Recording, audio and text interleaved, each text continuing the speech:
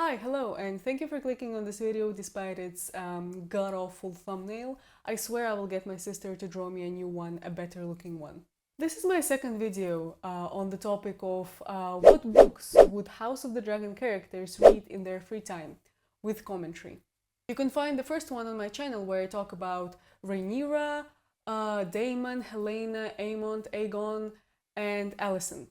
Today I will be talking about Rhaenys Velaryon, her husband Corlys Velaryon, who navigates the sea well but sometimes gets a little too lonely out there, their son Laenor, Jacaerys Velaryon, Sir Criston Cole, and Larys Strong. So I say let's dive right in, since you know most of them are connected to the sea. Okay, I never managed to polish this line, ignore it. Rhaenys Velaryon, the queen who never was. But maybe should have been, because maybe if she was the queen, we wouldn't be in such mess. And yet you toil still in service to men. Your father, your husband, your son. You desire not to be free, but to make a window in the wall of your prison. First of all, Gone Girl by Gillian Flynn. I know that Amy Dune is not a good person, and what she did is like super effed up. But you cannot tell me that Rhaenys Velaryon, the woman, the fierce dragon rider, literal royalty who was so close to getting the throne, who had to deal not only with the throne being taken away from her just simply based on her gender, but also her husband cheating on her, that she would not relate to Amy Dune's rage just a little bit. The whole cool girl monologue and the betrayal that prompted Amy's wild plan would definitely echo just a little bit in Rhaenys' soul. And I know that she forgave him and that she felt sympathetic towards his children born out of wedlock, but you cannot tell me that that woman did not have a moment when she was like, maybe I should ask my dragon to just fry my husband, just a little bit. The second book would be Sense and Sensibility by Jane Austen. I think she would go into reading this book because of the whole plotline with the brother took everything from the sisters and left them with nothing, but she would stay for the beauty of the language of Jane Austen. She would stay for the grace of Jane Austen's writing, for all the traditions and customs and themes of loyalty and family bonds. Also, Rhaenys strikes me as someone who would really enjoy a good book with strong leading female characters, but in their best form, when they're well written, not the ones when they just use the cliche of stripping them of all of their emotions and morals for the sake of presenting them as these strong, independent women. Moving on to her husband, Corlys Velaryon. House Velaryon's origins reach back to old Valyria. More ancient even than House Targaryen, according to some texts. The Odyssey and the Life of Pi. Do I even have to explain it? I do have to explain it, that's the whole point of the video. What was I on when I wrote this? Okay, whatever. Odyssey, I feel like, was something that prompted young Corlys to take all of these adventures as he read about the marvelous adventures of Odysseus and all the fascinating creatures and people that he faced, that young Corlys read that and was like, I want to experience all that too. Also, the cunning and intelligence of Odysseus, I feel like, was something that Corlys wanted to achieve as a captain himself. With the Life of Pi, the sheer vastness of the ocean and the way that the author talks about it in such great detail, I think would be enough for Corlys to love it. I swear, the ocean felt like the main character in that book, not just the background, not just the setting, an actual living, breathing thing with its character. And I think this is how Corlys thought of the ocean, as this living thing that has its own character that needs to be tamed, but also that you need to like count with. The creative approach of Pi to surviving in what felt like almost impossible conditions would probably inspire Corlys a lot. Now let's move on to their child, and arguably the best man in Rhaenyra's life, Laenor Velaryon. I hate the gods for making me as they did. I do not. You are an honourable man. With a good heart. It's a rare thing. Clearly, he would read queer literature, so on this part, I think he would really enjoy The Priory of the Orange Tree. If you haven't read it, read it. Like, come on, queer main characters, dragons, adventures, saving the world, happy ending for the queer characters. He would probably relate to all the royal duties and responsibilities that were laid upon the queen and how that really pressured her since she was like fairly young. Also, I think he would shed a tear when he read about how she got her happily ever after with the woman that she loved. In the same lane, the Song of Achilles. The themes of duty, honor, and responsibility intertwined with the complexity of the relationship between Achilles and Patroclus would be something that he would enjoy reading. It would be his actually first read on his journey of accepting himself.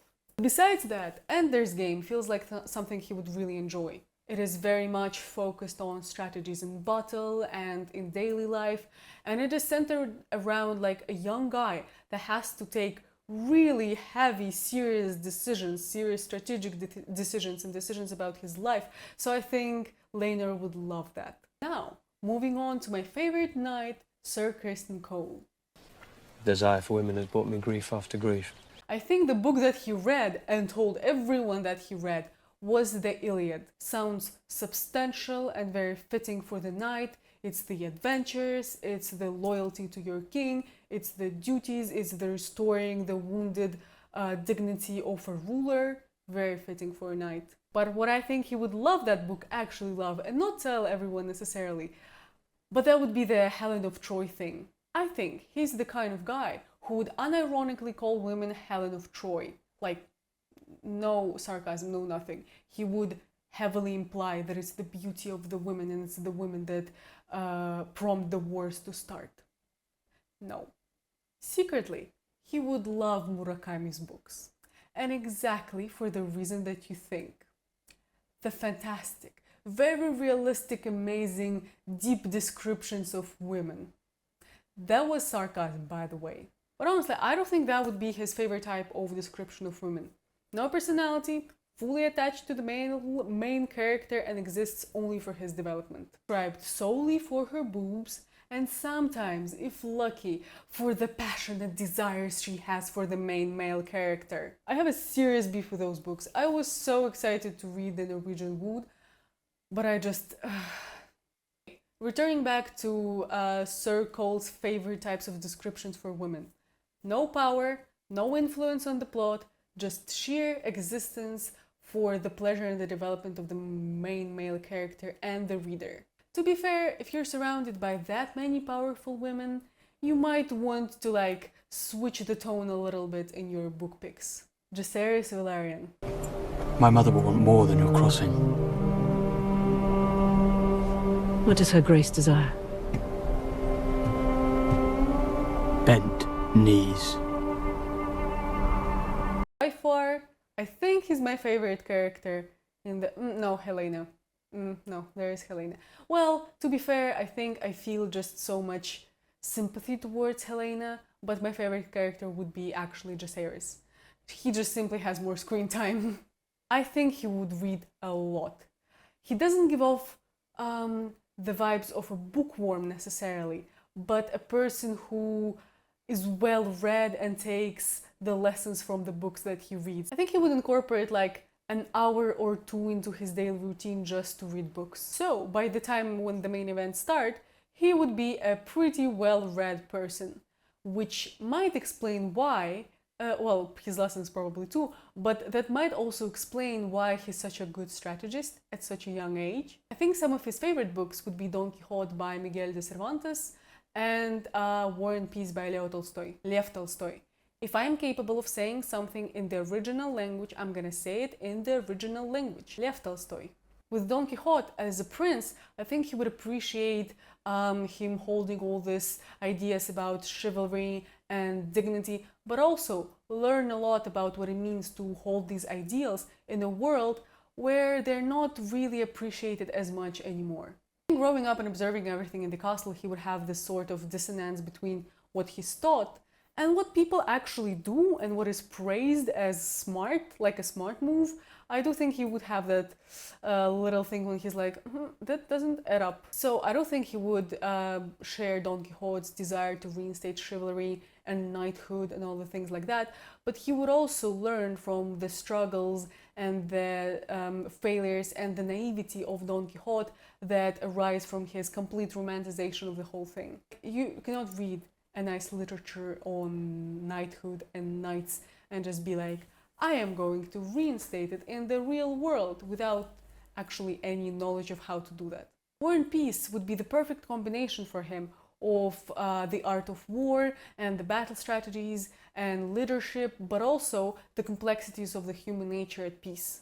The fate versus free will reflections of Tolstoy would also probably be something that Jace would be able to relate to. Additionally, the layers that each of Tolstoy's characters have would be something he would appreciate, because that would help him understand people around him much better. Also, simply saying I've read War and Peace is such a flex. Trust me, as a person who read War and Peace when I was 13, saying that was so cool. I know it's kind of snobby, but it was so cool. And all the adults were like, oh my god, you read War and Peace when you were 13? That is so nice, you're so smart. And I felt so smart. You don't become smart simply because you read some literature. Like, there are more steps to that. The Grand Maester delivered a tea to the princess's chambers. A tea? Yes. For Larys Strong, besides the illustrated encyclopedia of feet, I think there would be two sides to his book picks. 1984 would be the first one. He would read it because he will find it interesting to learn about all the mass control techniques and mass manipulation and psychological torture. While most people read this book in fear of such a world, Larys would use it as, I don't want to say a toolbox, but like as something that he can learn from for his job. He would gladly learn a couple of lessons on power and control from the government that Orwell created. Another side of him would like books on the psychological thriller side of the book genres like Silence of the Lambs. First of all, for a person who really needs to understand human nature to survive all the turmoils and of the political games in the castle, reading such an in-depth study on the characters of Hannibal and Clarissa would be interesting for him.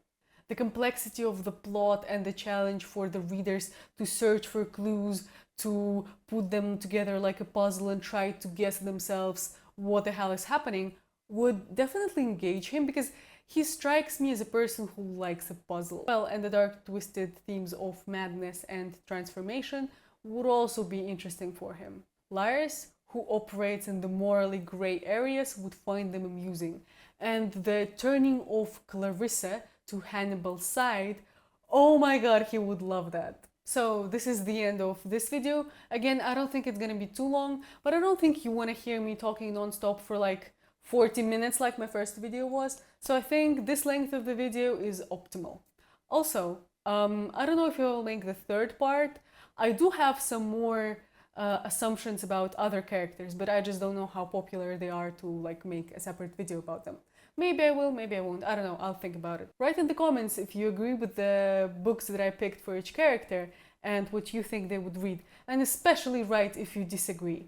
Don't just say, oh, this girl is stupid and move on. Please turn this negative energy into engagement for me. Other than that, if you like book content and book talk topics discussed, and if you want to learn more about what I think different fictional characters would read, subscribe to my channel. Bye bye!